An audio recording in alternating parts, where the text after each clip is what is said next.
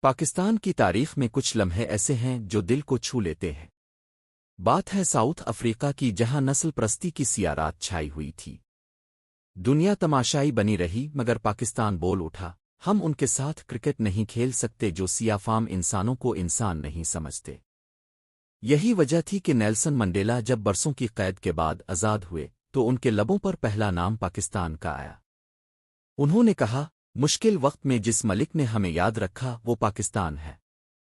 پھر بات آتی ہے الجزائر کی، جب وہ فرانس کے ظلم سے آزادی کی جنگ لڑ رہا تھا۔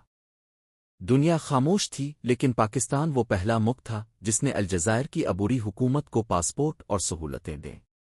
اور سب سے بڑی بات چین کی، جب چین میں انقلاب آیا تو اس وقت اقوام متحدہ کی نشست تائیوان کے پاس تھی۔ امریکہ اور یورپ کی مخالفت کے باوجود پاکستان چین کے ساتھ ڈٹ کر کھڑا رہا۔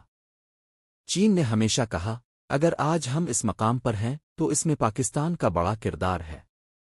ایسے کئی عرب اور افریقی ممالک ہیں جن کو برطانوی اور فرانسیسی قبضے سے آزادی دلوانے کے لیے پاکستان نے نہ صرف آواز اٹھائی بلکہ سوئے ہوئے ضمیروں کو بھی جھنجھوڑ کر جلا دیا۔ ایک ملک جو ہمیشہ حق کے ساتھ کھڑا رہا۔